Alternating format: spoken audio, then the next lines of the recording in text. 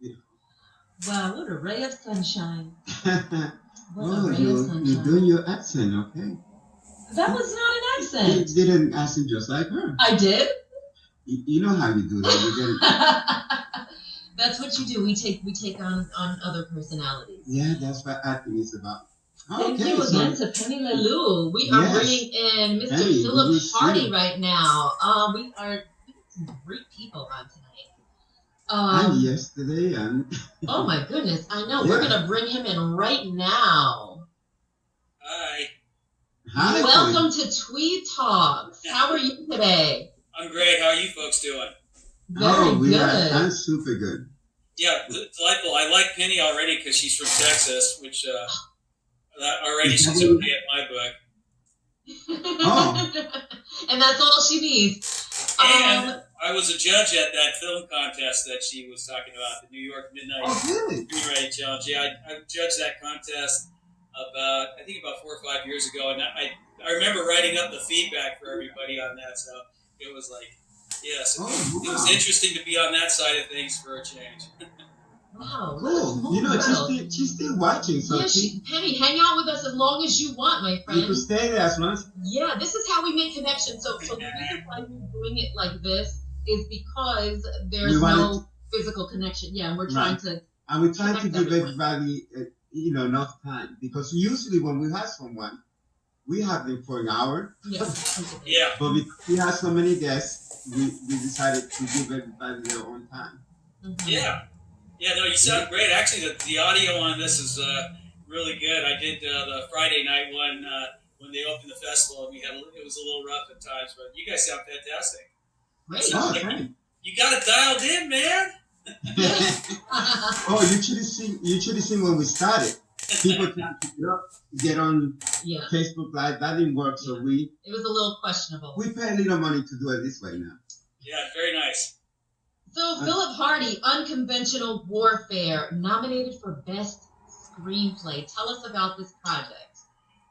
It was, I started this project. I actually wrote it for a director named Sean Hosley, who did a film called Palm Swings about 2-3 years ago with Diane Farr from Numbers, Jason Lewis, who played Smith Jarrett on Sex and the City, if you remember that one. The good-looking guy, and then Tia Carrere, of course, from Wayne's World. But anyway, he was looking for a script about Christopher Dorner, and really, at the time, he talked about 2 films that he liked. So Christopher Dorner was a man of color who was a naval officer, and he was also an LA police officer.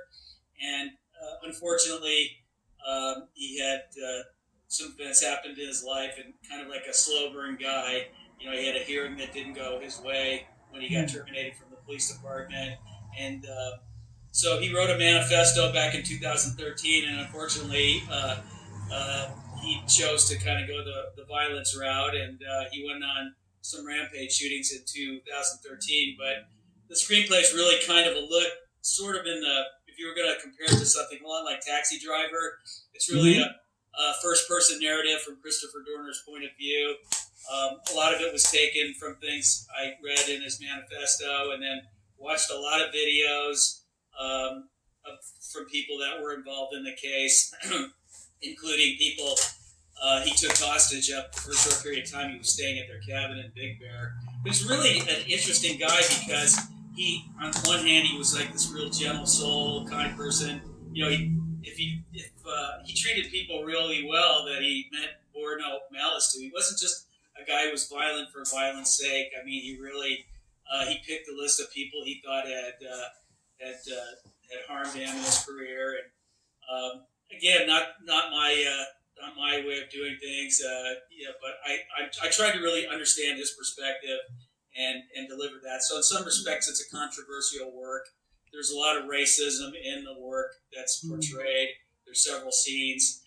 There's scenes that he witnessed where he saw from his testimonies for example, one of his partners threw hot coffee on a street person in San Pedro. So it has some elements that might not make everybody happy, but I tried to write the most honest, what I thought, perspective of the story was. And I think it's a real well-rounded portrayal of Chris. And we're just looking. We've been looking for a buyer for this.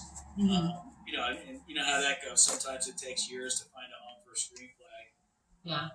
But you know, in my career, I've written 35 screenplays and 4 teleplays, and I've enjoyed writing stories where I've written 6 screenplays that have main characters that are people of color, including the Birmingham church bombing in 1963.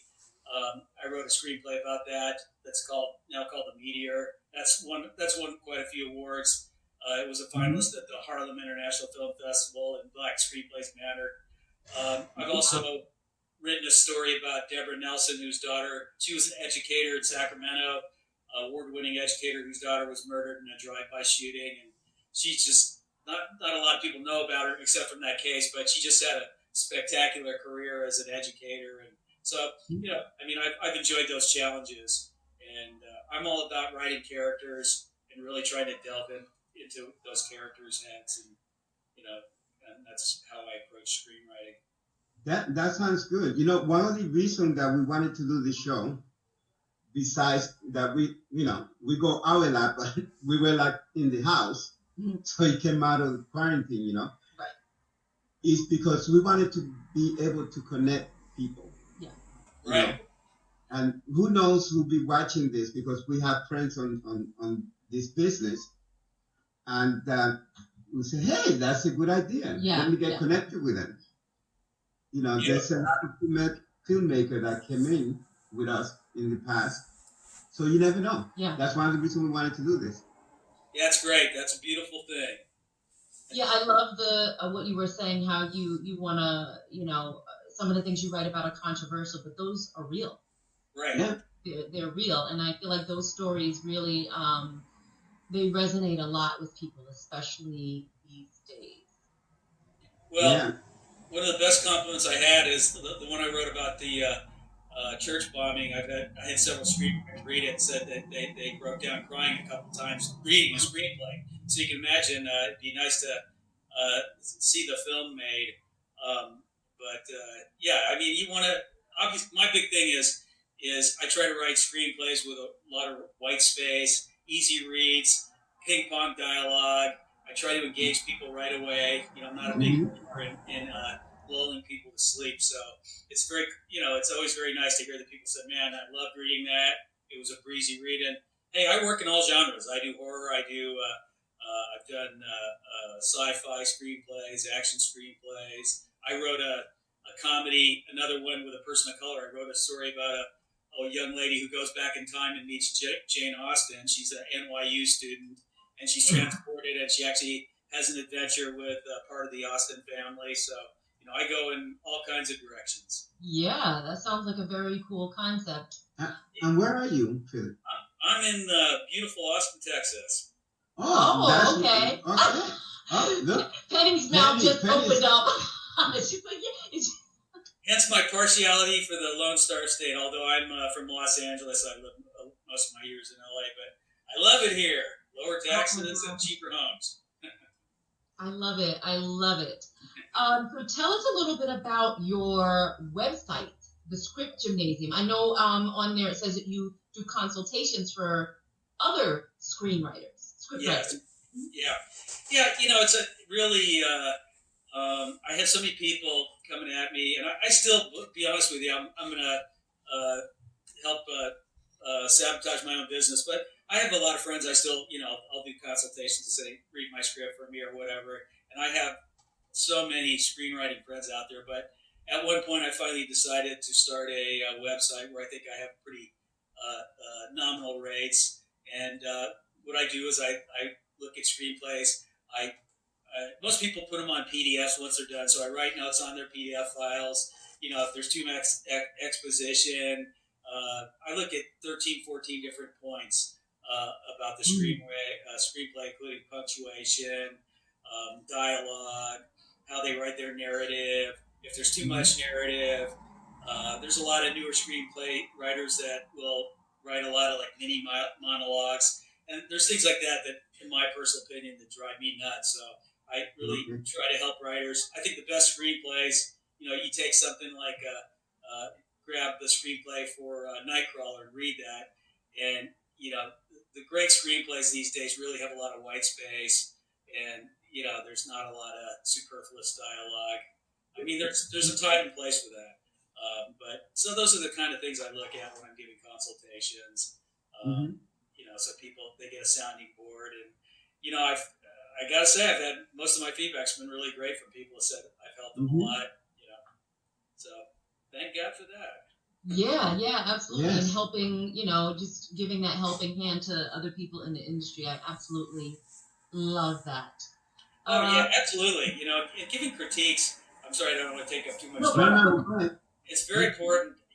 There are a lot of writers that tell me stories all the time where they got slammed by another more experienced screenwriter, and there's people that say, "Well, brutality is the best thing," and quite honestly, I think that's a lot of BS. I think really the best method is constructive critiques and giving people constructive information. That's why it's great to lead off and tell people, "Hey, here's what you did right. In my opinion, here's what you really did beautifully.